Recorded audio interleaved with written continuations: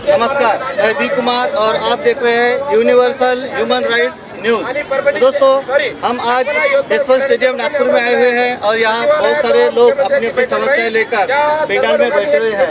दोस्तों, हम मिलने जा रहे हैं महाराष्ट्र मातंग एकीकरण समिति नागपुर से कि उनकी क्या समस्या है और वो समस्या उनकी सरकार तक पहुँचाने की हम जरूर कोशिश करेंगे। तो जानते हैं इनकी समस्या है। तो सर, आपका नाम बताइए। मेरा नाम पद्माकर बावले है। मैं लवजी साळवे स्मारक ट्रस्ट का कार्यकर्ता आपले भाषी समाजाचे लोक इथून डायरेक्ट घरी जायचं कारण देवेंद्र समिति की ओर से नागपुर में तारीख 19 दिसंबर से ये धरने आंदोलन में बैठे हुए हैं। सर्वांचे चेहरे हमारी 30 साल से पहली डिमांड है कि डॉक्टर बाबा साहब अम्बेडकर के संविधान को हम सब जानते हैं। डॉक्टर बाबा साहब अम्बेडकर ने सबका ममता और न्याय की व्यवस्था की है। तो इससे में जो आरक्षण की वर्गवारी है वो होनी चाहिए, ऐसा हमारी डिमांड है। क्योंकि आज़ादी की 75 साल होने के बाद भी अभी तक सामाजिक न्याय जो है, समता का जो न्याय है वो सभी वर्गों में बराबरी में नहीं गया है। इसलिए हम अनुसूचित जाति की वर्गवारी में आरक्षण की वर्गवारी अभी अबकड़ की मांग कर रहे हैं। तो सर, मैं जानना चाहता हूँ कि आपकी जनसंख्या कितनी हो सकती है? हमारी जनसंख्या जो अनुसूचित जाति की जो जनसंख्या है उसके क्या बोलते हैं उसमें एवरेज में 30% तक हमारी जनसंख्या है। आंकड़ा जो है शासन ने अभी तक आंकड़ा जो दिया है वो 30% तक जाता है, नियर अबाउट 30% तक। यानी दूसरे नंबर की जो कास्ट है अनुसूचित जाति में जो है दूसरे नंबर की कास्ट मातंग है। और अभी तक नौकरी में, शिक्षा में और राजनीति में भी इतने प्रभाव से जो पहला जो एक तबका है या जो जाति बोलते हैं जो गया हुआ है उसके कंपैरिजन में जो बाकी की जो 58 जातियाँ हैं, मातंग हो गया, तत्सम हो गया, चर्मकार हो गया, खाटिक हो गया या और भी जातियाँ 58 प्रकार की जातियाँ जो है वो अभी भी वही के वही है। उनका जो विकास है नगण्य के बराबर है। यानी वो मुख्य प्रभाव में अभी तक आने की कोशिश कर रहे लेकिन आ नहीं पा रहे हैं। तो इसी के साथ साथ और आपकी क्या क्या समस्या है कि आपको लगता है कि आपको संवैधानिक हिसाब से कि वो समस्या है वो पूरी सॉल्व होनी चाहिए, इसलिए कि और क्या समस्या आप यहाँ पर बताना चाहोगे? दूसरी एक समस्या है हमारी की जो बार्टी है, doctor Baba Saheb research and training institute, ये बार्टी महाराष्ट्र शासन के समाज कल्याण विभाग की एक स्वायत्त संस्था है। इनको ये काम दिया गया है, ये जिम्मेदारी दी गई है कि जो अनुसूचित जाति में वंचित समाज है, वंचित जाति है जो अभी तक मुख्य प्रभाव में नहीं आई, वो क्यों नहीं आई इसका रिसर्च करे और उनको ट्रेनिंग देके वो हो सकता है नौकरी के माध्यम से हो, यूपीएससी की, एमपीएससी की, बैंकिंग, क्लरिकल ग्रेड हो गए, एलआईसी की हो गई, ऐसी तमाम जो है योजनाएं हैं उसके माध्यम से। और दूसरी जो योजनाएं हैं जो इंटरप्रेन्योर डेवलपमेंट प्रोग्राम, इसके माध्यम से उद्योजक बना के उनका जीवन जो है मुख्य प्रवाह में लाया जा सके। लेकिन पार्टी जो है वो भी अभी तक ये देखा गया है कि पार्टी भी जो एक तबके के लिए काम कर रही है, जो वंचित घटक है, जो वंचित जाति है,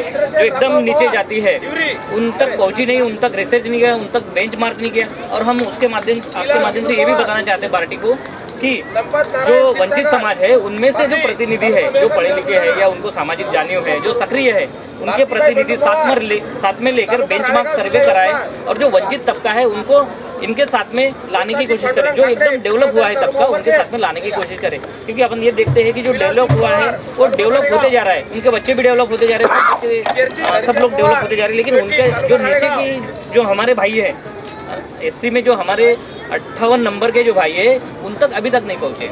तो मैं ये चाहता हूँ कि वो बेंचमार्क जो सर्वे करती है तो उसमें जो उस समाज के जो अभ्यासक या सक्रिय लोग हैं जिनको समाज के बारे में नॉलेज है, जानियो है, उनको साथ में लेकर, जैसा समता दूत हो गया, प्रकल्प अधिकारी हो गया, प्रकल्प व्यवस्थापक हो गया, इनकी बड़े तादाद में महाराष्ट्र में नियुक्ति किया जाए और उनको सामाजिक न्याय, समता देने का पूरी व्यवस्था जो है पार्टी ने करना चाहिए।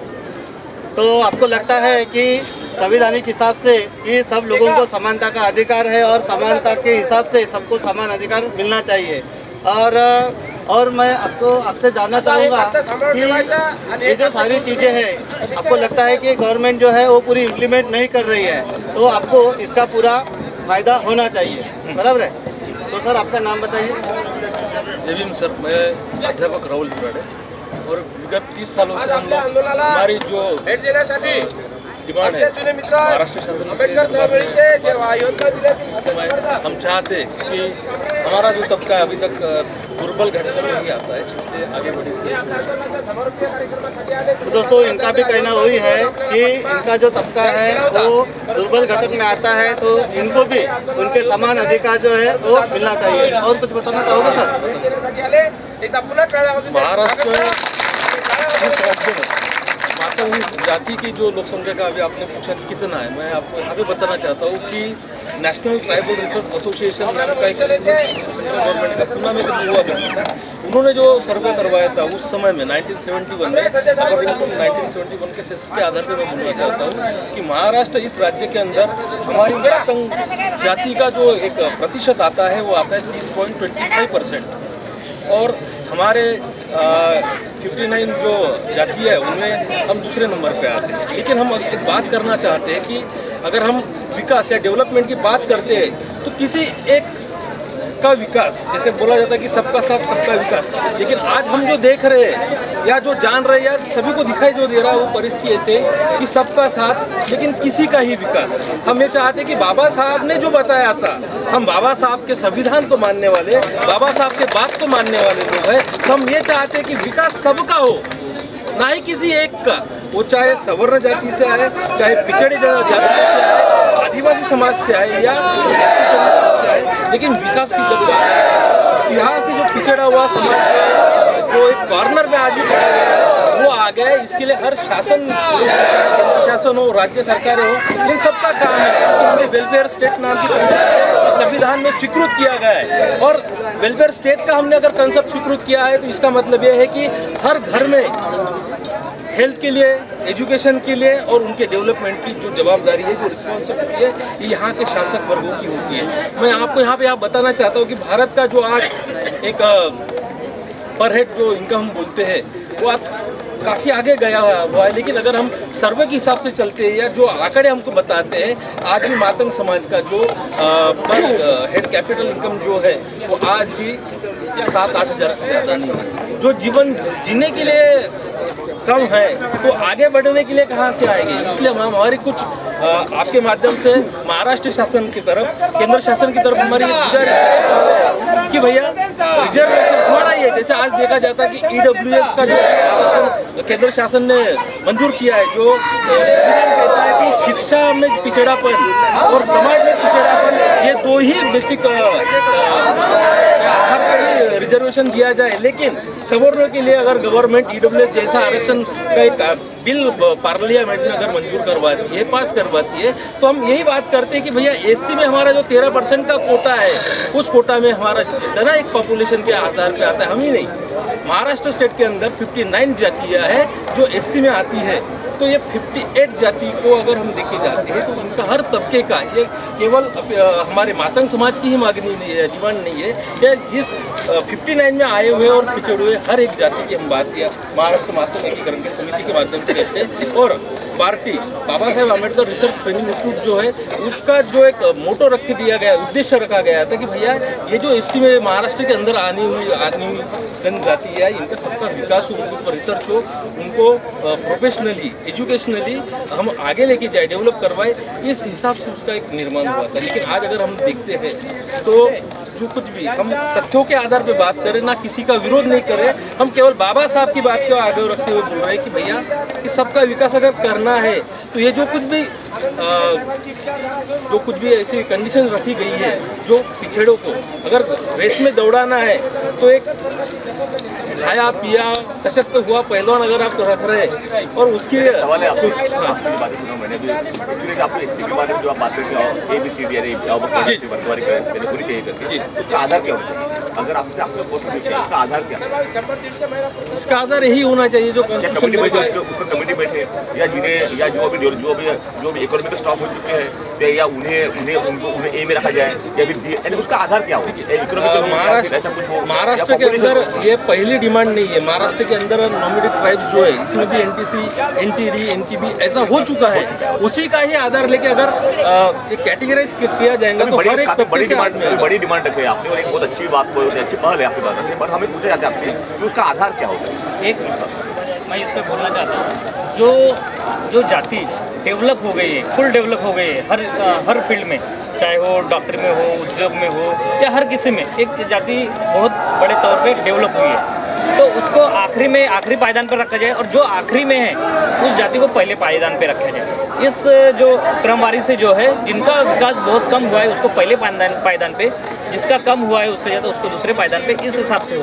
हम ये नहीं चाह रहे कि हमको ज़्यादा आरक्षण मिले, लेकिन सबके साथ न्याय और समता और न्याय होना चाहिए, ये हमारी डिमांड है। इसी बात को मैं आगे बढ़ाते हुए आपसे और बोलना चाहता हूँ। बोला कि क्या आधार है, आधार संविधान का है। अच्छा, क्योंकि बाबा साहब ने कहा था कि जब ब्राह्मण बहुत एक टॉप पे चल रहे थे, अपन दलित या बाकी जातियाँ जो अनुसूचित और ओबीसी जो पिछड़ी थी, तो बाबा साहब ने आरक्षण की मांगनी की है ना, वो डिमांड किया ना। वैसे ही एससी में 13% एक ही जाति को जाते हैं, इसलिए जो वंचित है 58 जातियाँ, उसको भी लगता है कि हम इनके बराबर जाना चाहिए। जैसे आपको ब्राह्मणों के साथ में जाने के लिए एक स्पर्धा थी या आपने एक तरतूद संविधान में किया था, इसी आधार पे बाबा को समता अपेक्षित है, बाबा साहब को, तो हमको भी 13% में समता अपेक्षित है बाबा साहब के उस संविधान के हिसाब से। यही हमारा आधार है। आपका नाम सर? आपका नाम? महादेव भगवान जी जाधव। और भी बोले जाएगी? इसी बात को मैं आगे बढ़ते हुए बढ़ाना चाहता हूँ। सर ने जो बताया कि ये डिमांड अचानक नहीं आई हुई है, ये विगत 40 सालों से ये समाज की डिमांड है। और इसका आधार क्या है? तो आधार तो सर ने बताया अभी बहुत बड़ा आधार है, लेकिन सबसे बड़ा एक आधार ये आता है कि हम डेवलपमेंट के लाभार्थी हैं।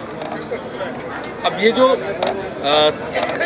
कॉन्स्टिट्यूशन के आधार पर, राजकारण के आधार पर जो एक लाभ हर तबके को मिलना चाहिए, वहाँ पे हम कहीं पिछड़े हुए। हम ये नहीं चाहते कि सब हमको मिले, हम ये चाहते हैं कि आज तक भारत को जब से आज़ादी मिली है तब से लेके आज तक एजुकेशन में, सरकारी नौकरियों में, व्यापार में, जितने भी क्षेत्र है उसका एक सर्वे करवाया जाए और उसमें 13% आरक्षण के हिसाब से किन किन जातियों का कितना डेवलपमेंट हुआ है इसका एक स्टडी किया जाए, उसका एक डेटा लोगों के सामने किया जाए। और जिनको यहाँ पे ज़रूरत है उन सभी को उनके पॉपुलेशन के आधार पे हम ये कहते हैं, क्योंकि बाबा साहब ने क्या कहा था, काशीराम साहब ने यही कहा था कि जिसकी जितनी भागीदारी, जिसकी जितनी संख्या भारी उसकी उतनी भागीदारी। उसी भागीदारी में हम चाहिए, क्योंकि अभी क्या हो रहा है, हम मराठी में एक कहावत है कि संगतीला हवेत मात्र पंक्तीला नकोत।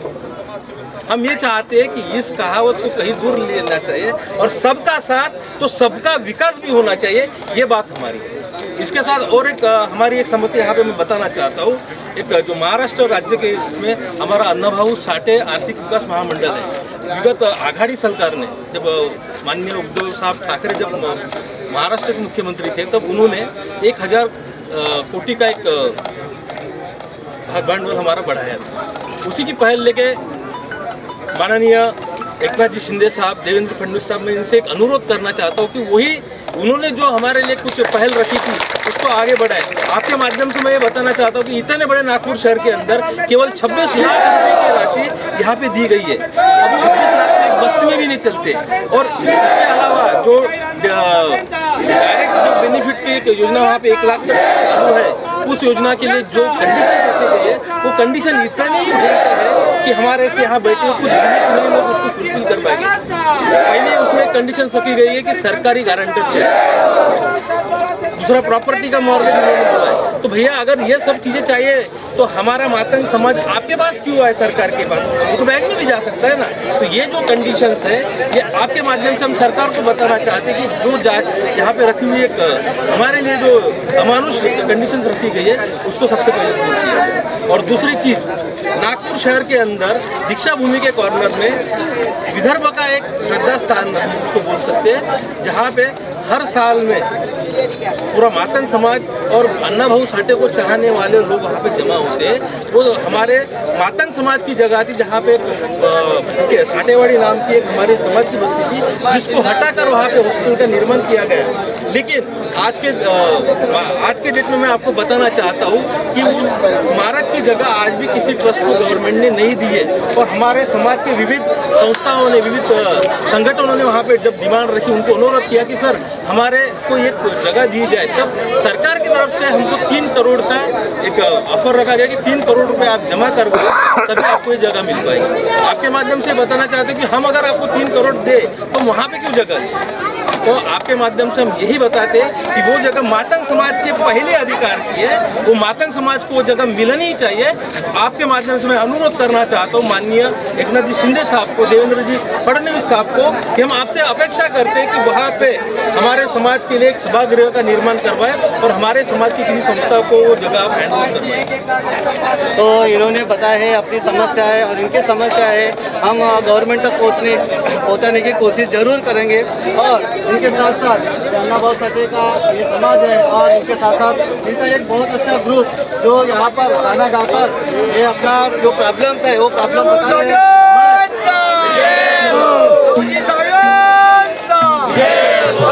बाबा साहब आंबेडकरांचा जय अण्णा, जय अण्णा, जय अण्णा, जय अण्णा। इनके माध्यम से एक गाना भाऊ साठेंचा हमारे माध्यम से हम इनका जो ग्रुप बैठा है इनके माध्यम से हम एक गाना भी सुनना चाहेंगे। कन्या काय म्हणते, लहुजीनं दिलं सारं काही आता कमी कशाची नाही ग, हो लहुजीनं दिलं सारं काही आता कमी कशाची नाही ग। काय माडी काय गाडी काय साडी समजा ओके मध्ये आहे, काय गाडी काय माडी समजा ओके मध्ये आहे, मध्ये आहे काय लहुजीनं सारं काही कमी कशाची नाही हो, हो लहुजीनं दिलं सारं काही कमी कशाची नाही हो। काय गाडी काय गाडी काय गाडी समजा ओके मध्ये आहे ग, काय गाडी काय वाडी काय गाडी समजा ओके मध्ये आहे ग। रावण घ्या पूर्ण। आयाला मी येत नव्हता तुकडा, अंगाला मी येत नव्हता कपडा, आयाला मी येत नव्हता तुकडा, अंगाला मी येत नव्हता कपडा। हो लहुजीच्या आशीर्वादाने आज, हो लहुजीच्या आशीर्वादाने आज मोठ्या मोठ्या हसरत आहे ग। काय माडी काय गाडी समजा ओके मध्ये आहे ग, काय गाडी काय गाडी काय साडी समजा ओके मध्ये आहे ग, काय गाडी काय साडी काय वाडी मध्ये आहे ग।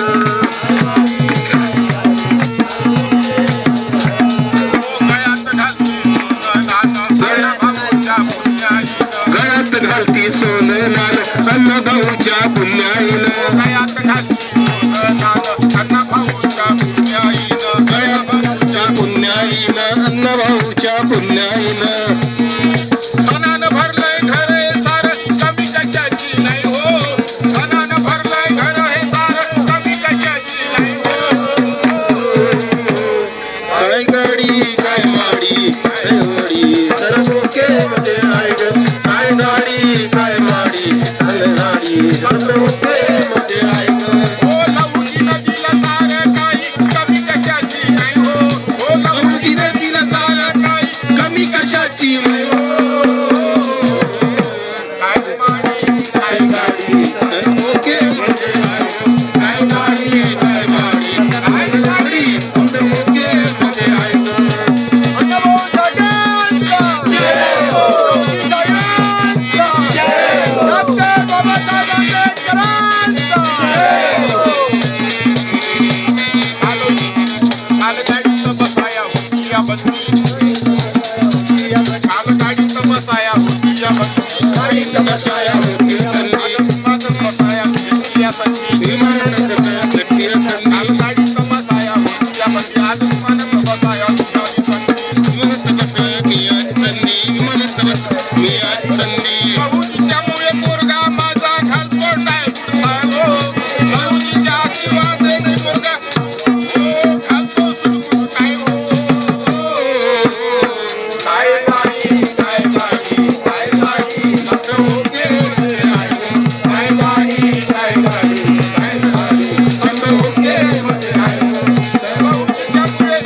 हो